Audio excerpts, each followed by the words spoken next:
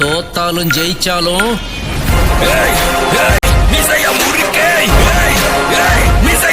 வணக்கம் மக்களே, நான் தான் உங்க மேசக்கார பையன் பேசுறேன். எல்லாரும் சேஃபா இருக்கீங்கன்றத நான் நம்புறேன். ஒவ்வொரு நாளும் நமக்கு ஏதோ ஒரு வகையில நமக்கு சந்தோஷம் வந்து சேர்ந்துருது. ஆனா ஒரு நாளும் இல்ல, 2 நாளும் இல்ல, பல நாள் துன்புறுத்தப்பட்ட 18 வயசு கீழே உள்ள குழந்தைகள், பெண்ணோ சரி ஆணோ சரி, அவங்களுக்கு எப்பயுமே அந்த விஷயத்த பத்தி ஞாபகம் இருந்துகிட்டே இருக்கும். அவங்க ஒரு நாள் கூட சந்தோஷமா இருந்து நம்ம பார்த்திருக்க முடியாது. இதனால அவங்க மனதளவுல ரொம்ப பாதிக்கப்பட்டு சில பேர் சூசைடும் அட்டன் பண்ணிக்கிறாங்க, சில பேர் வேற தப்பான வழிகள்ல போய் சேர்ந்துடுறாங்க. இப்போ ரீசெண்டா ஒரு ரிசர்ச்ல சொல்லியிருக்காங்க, இது என்னன்னா, உலகத்திலேயே இந்தியாவுக்கு பெரும் பங்கு இருக்கு. எதுல சொல்லுங்க பார்க்கலாம்? சைல்டு செக்ஷுவல் அபியூஸ் கேசஸ் பத்தி தான் நான் இப்போ சொல்ல வரேன். ஆனா இந்த கேசஸ்லாம் நமக்கு காது வழியா வந்து கேட்கறது வந்து சில விஷயங்கள் மட்டும்தான். அது ஏன்னா குழந்தைங்களுக்கு வந்து பயப்படுறாங்க. நம்ம இது மாதிரி சொல்லிட்டோம் அப்படின்னு நம்மளதான் தப்பா எடுத்துப்பாங்களோ, இல்ல நமக்கு வந்து ஏதாவது பிரச்சனை வருமா, இந்த மாதிரி நிறைய சிச்சுவேஷனால குழந்தைங்க வந்து வெளியே சொல்றதே இல்லை. அது எல்லாத்தையுமே அவங்க மனசுக்குள்ள பூட்டியே வச்சுக்கிறாங்க.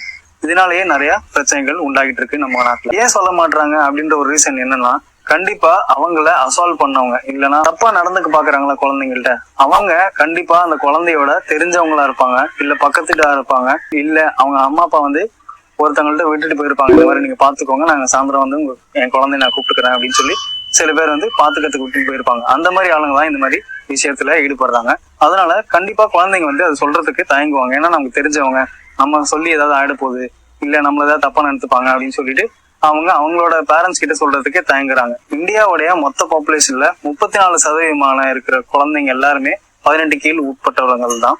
அந்த 34% இருக்கிற குழந்தைங்கள்ல 95% உள்ள குழந்தைகள் கண்டிப்பா இந்த மாதிரி ஒரு பிரச்சனையில அவங்க ஆளாகிடுறாங்க. இது எல்லாமே அவங்களுக்கு தெரியாம தான் நடந்துகிட்டு வருது. இது இல்லாம ஒரு நாளைக்கு 110 குழந்தைங்க செக்ஷுவலி அபியூஸ்ட் அப்படின்னு சொல்லி நிறைய கேஸ் இருக்கு அப்படின்னு சொல்லி ஒரு ஆய்வுல சொல்லியிருக்காங்க. இது எதுவுமே நம்ம காதுக்கு வந்து சேராது நியூஸா கூட.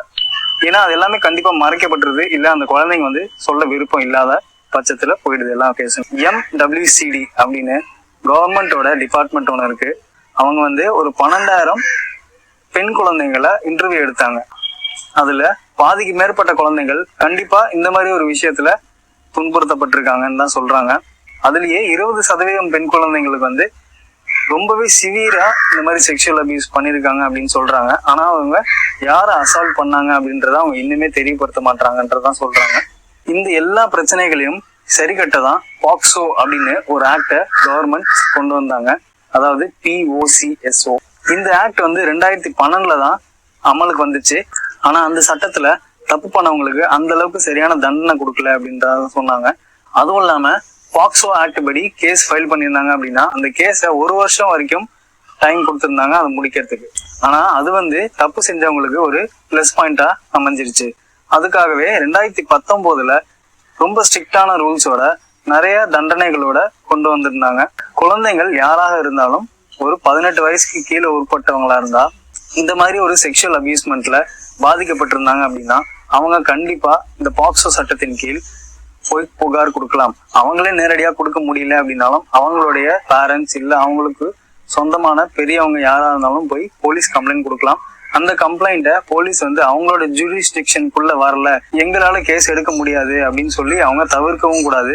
அப்படி பண்ணாங்கன்னா அவங்க மேலேயும் கேஸ் போட முடியும் அப்படின்னு சொல்லி இந்த பாக்ஸோ ஆக்ட்ல சொல்லியிருக்காங்க. இது இல்லாம இந்த கேஸை 3 மாசத்துக்குள்ளாரையே பினிஷ் பண்ணி முடிக்கணும் அப்படின்னு சொல்லி ஒரு சட்டத்தையும் கொண்டு வந்தாங்க. அதுவும் இல்லாம இன்னும் நிறைய ஸ்ட்ரிக்டான ரூல்ஸ் இருக்கு. அது என்னன்றதை நான் டிஸ்கிரிப்ஷன் பாக்ஸ்ல போட்டிருக்கேன், நீங்களே போய் செக் பண்ணிக்கலாம். அடுத்து எனக்கு இன்னொரு விஷயம் சொல்லணும்னு தோணுச்சு. வீட்டுல இருக்கிற பேரண்ட்ஸ், நீங்க வேலைக்கு போறீங்களோ இல்ல வீட்டுல இருக்கீங்களோ, ஏதோ ஒரு வகையில உங்க குழந்தைங்களோட நீங்க டச்ல இருங்க. அதாவது அவங்க தினமும் ஸ்கூல், காலேஜ், டியூஷன் போயிட்டு வர்றப்போ என்ன நடக்குது, என்ன செய்யறாங்க, அதெல்லாம் நோட் பண்ணுங்க.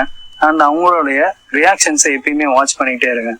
அது இல்லாம அவங்களுடைய வாட்ஸ்அப் இல்ல ஃபேஸ்புக் அது மாதிரி எல்லாத்தையுமே ஒரு ஃப்ரெண்ட்லியா வாட்ச் பண்ணுங்க. இந்த மாதிரி பேசுறாங்களா, அந்த மாதிரி பேசுறாங்களா, ஜாலியா எடுத்துக்கோங்க. அது உங்களுக்கு ஏதாவது தப்பா தோணுச்சு அப்படின்னா நீங்க கண்டிப்பா அவங்களுக்கு கேளுங்க.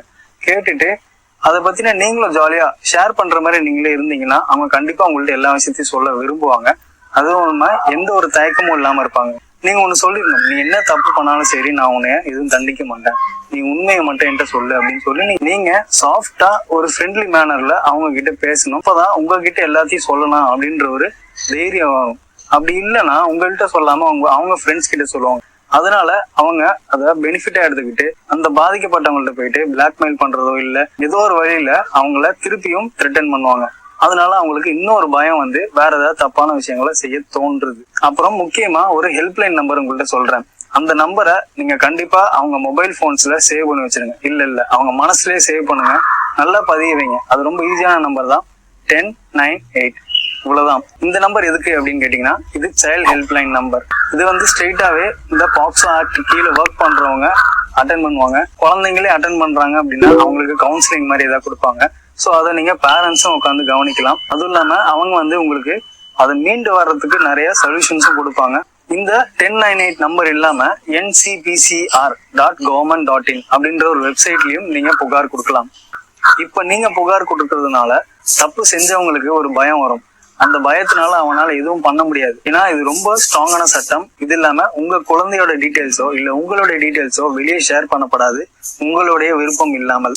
அதனால தயவு செஞ்சு உங்களோட குழந்தைய ரெகுலரா வாட்ச் பண்ணுங்க.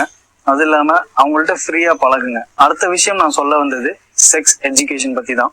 உங்க குழந்தைங்க ஏதோ ஒரு வகையில எங்கேயோ பாதிக்கப்பட்டுட்டாங்க அப்படின்னா அவங்களுக்கு நடந்த விஷயத்த எப்படி சொல்லுவாங்க அப்படின்றத நீங்க யோசிக்கணும். அதை அவங்களுக்கு சொல்லி கொடுக்கணும். ஸோ அதை அவங்க ஈஸியா சொல்ல விரும்புறாங்க அப்படின்னா அதுக்கு கரெக்டான வேர்ட்ஸை நீங்க அவங்களுக்கு சொல்லி கொடுத்துருக்கணும். அப்போதான் அவங்க வந்து உங்கள்ட்ட ஷேர் பண்றப்போ உங்களுக்கு அவங்க என்ன சொல்றாங்கன்றத உங்களுக்கு புரிய வரும். உதாரணத்துக்கு ஆண் குறினா இதான் பெனிஸ், பெண் குறினா இதான் வகைனா, இல்ல மார்பகம் இதான் பூப்ஸ் அப்படின்னு சொல்லி நீங்க சொல்லி கொடுக்கணும். அப்பதான் அவங்களுக்கு வந்து இந்த மாதிரி ஒரு விஷயம் நடந்துச்சு அப்படின்னா என்ன இங்க தொட்டாங்கம்மா, என்ன அங்க தொட்டாங்கம்மா அப்படின்னு சொல்லி அவங்க தெளிவா சொல்லுவாங்க. அப்பதான் நீங்க வந்து அதை புரிஞ்சுக்க முடியும். இந்த மாதிரி வார்த்தைகள் எல்லாமே தமிழ்ல கெட்ட வார்த்தையா தான் யூஸ் பண்ணிட்டு இருக்காங்க. ஆனா இது எல்லாத்தையும் இங்கிலீஷ்ல சொல்லி கொடுக்குறப்போ அந்த ஃபீல் இருக்காது அப்படின்றதுதான் எனக்கு தோணுது. அடுத்த விஷயம் நான் சொல்ல வந்தது teach the power of no. முடியாது, வேண்டாம், இல்லை, நோ, இது எல்லாத்துக்குமே ரொம்ப பெரிய பவர் இருக்கு. நீங்க எந்த ஒரு விஷயத்தையுமே நோன்னு சொல்லிட்டீங்கன்னா அதுக்கு பிறகு அவங்களால எதுவும் செய்ய முடியாது. அதுதான் ரொம்ப முக்கியம். இப்போ சாதாரணமா ஒரு கதை எடுத்துக்கலாம். என்கிட்ட ஒரு ஃப்ரெண்டு வந்து ஒரு பெண்ணு கேட்கறாங்க, என்கிட்ட எக்ஸ்ட்ரா 2 பெண் இருந்துன்னா நான் உங்கள்ட்ட கண்டிப்பா கொடுப்பேன், அப்படி இல்லை அப்படின்னா என்கிட்ட இல்ல, நீங்க வேற யார்ட்ட கேளுங்கன்னு சொல்லி நான் விட்டுருவேன். அவங்களும் அடுத்த ஆள்கிட்ட கேட்பாங்க. அப்பயும் கிடைக்கல அப்படின்னா சரி என்கிட்ட 2 பெண் இருக்கு, நான் உனக்கு கொடுக்கலான்னு விரும்புறேன் அப்படின்னா கொடுப்பேன். இதே செக்ஷுவலா அபியூஸ் பண்ற நேரத்துல உங்களை வந்து தொட வராங்க இல்ல ஏதாவது பண்ண வராங்க அப்படின்னா கண்டிப்பா நோ சொல்லுங்க, இல்ல தயவு செஞ்சு விட்டுருங்க, இல்ல தொடாதீங்க அப்படின்னு சொல்லி சொல்ல வைங்க உங்க குழந்தைங்களை. இத ஒரு பழக்கமா கொண்டு வாங்க. கண்டிப்பா தப்பு பண்றவங்களுக்கு உங்க குழந்தை மேல ஒரு பயம் வரும். இதனால அவங்க அடுத்த டைம் வந்து உங்க குழந்தைகிட்ட நல்லபடியா நடந்துப்பாங்க. இது குழந்தைங்களுக்கு மட்டும் இல்லைங்க, பெரியவங்களுக்கும் சொல்றேன். உங்க ஹஸ்பண்டோ இல்ல உங்க ஒய்ஃபோ செக்ஸ்க்கு கூப்பிட்டாங்க அப்படின்னா நீங்க என்னால இன்னைக்கு முடியல, இன்னொரு நாள் வச்சுக்கலாம். உங்களுக்கு இன்னைக்கு முடியல அப்படின்னா நீங்க கண்டிப்பா இல்லைன்னு தான் சொல்ல முடியுமே தவிர ஆமா அப்படின்னு சொல்லிட்டு உங்க உடம்பை கெடுத்துக்க முடியுமா? கண்டிப்பா இல்லைன்னு சொல்லிட்டீங்கன்னா அவங்களால எதுவுமே செய்ய முடியாது. அதனால இல்ல முடியாது அப்படின்ற ஒரு வார்த்தைக்கு ரொம்ப பெரிய பவர் இருக்குன்றத நல்லா தெரிஞ்சுக்கோங்க. சரிங்க, இப்போ இந்த விஷயம்லாம் எனக்கு எப்படி தெரிஞ்சது, நான் எப்படி கத்துக்கிட்டேன், நான் எப்படி இதெல்லாம் தைரியமா சொல்லியிருக்கேன் அப்படின்னா the Rakshan project of Sakshi NGO அப்படின்றவங்க டெல்லியை சேர்ந்தவங்க.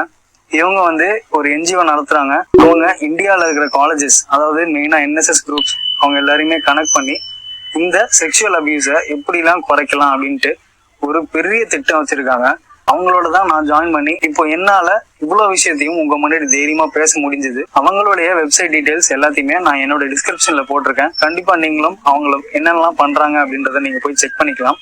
இந்த வீடியோவை கண்டிப்பா தாய்மார்கள் அவங்களுடைய குழந்தைங்க 18 வயசுக்கு கீழே இருந்தாலும் சரி, எந்த வயசா இருந்தாலும் சரி, கண்டிப்பா இந்த வீடியோவை பாருங்க. எல்லாருமே அடுத்தவங்களுக்கு ஷேர் பண்ணுங்க. இது நீங்க தெரிஞ்சுக்கிறதுனால உங்களுக்கு இந்த மாதிரி விஷயம் நடக்குதா, இதெல்லாம் இருக்கா அப்படின்னு சொல்லி உங்களுக்கு புரிய வரும். ஏன்னா எனக்கே பாக்ஸோ ஆக்ட் இருந்தது அப்படின்றது எனக்கு தெரியாது இது வரைக்கும். இந்த ரக்ஷன் ப்ராஜெக்ட் மூலமா தான் எனக்கு பாக்ஸோ அப்படின்னா என்னன்றது தெரிய வந்துச்சு. அது இல்லாம நியூஸ்ல கூட இந்த மாதிரி கேசஸ் வந்து நான் 2-3 கேட்டேன். இப்போ இந்த வீடியோ பாக்குற நீங்க பண்ண வேண்டிய ஹெல்ப் என்னன்னா, உங்களுக்கு இந்த மாதிரி ஒரு எக்ஸ்பீரியன்ஸ் நடந்ததா, இல்ல உங்க ஃப்ரெண்ட்ஸ் வந்து உங்கள்ட்ட சொல்லி அது உங்களுக்கு தெரிஞ்சது அப்படின்னா நீங்க கண்டிப்பா ஷேர் பண்ணலாம். உங்களுக்கு ஏதாவது ஒரு கவுன்சிலிங்கோ இல்ல அந்த விஷயத்தை விட்டு நீங்க மீண்டு வர்றதுக்கு உங்களுக்கு ஏதாவது ஹெல்ப் தேவைப்படுச்சுன்னா கண்டிப்பா நான் உங்களுக்கு ஹெல்ப் பண்றேன். அண்ட் இந்த ரக்ஷன் ப்ராஜெக்ட் மூலமாவும் உங்களுக்கு ஒரு ஹெல்ப் கிடைக்கும். இந்த விஷயத்த யார்கிட்டயுமே சொல்ல முடியலையா, கண்டிப்பா உங்க பேரண்ட்ஸ் கிட்ட சொல்லுங்க. ஏன்னா அவங்க தான் உங்களை ரொம்பவும் நம்புவாங்க. சரிங்க மக்களே, உங்களுக்கு இந்த வீடியோ புரிஞ்சதுன்னு நினைக்கிறேன். உங்களுக்கு தெரிஞ்சவங்களுக்கு கண்டிப்பா இதை ஷேர் பண்ணி விடுங்க. இந்த சைல்டு செக்ஷுவல் அபியூஸ் வந்து இந்தியாவில் ரொம்ப பேசப்படுற விஷயம் தான். ஆனால் வந்து நிறைய பேர் காதுக்கு இது கேட்க மாட்டேங்குது. அது கொண்டு போய் சேரணும் அப்படின்ற ஒரு காரணத்துக்காக தான் நான் இப்போ இந்த வீடியோ பண்ணியிருக்கேன் உங்களுக்காக. இதை நீங்கள் எவ்வளோ அளவுக்கு ஷேர் பண்ணுறீங்களோ அந்த அளவுக்கு இந்த விஷயம் பெருசாக பேசப்படும். நீங்கள் இன்னும் இந்த மியூசிக்கார பையனை சப்ஸ்கிரைப் பண்ணாமல் இருந்தீங்கன்னா சப்ஸ்கிரைப் பண்ணிவிடுங்க. அதோடைய இந்த பெல் ஐக்கானை அழுத்திடுங்க. அடுத்த வீடியோவில் பார்க்கலாம். நன்றி.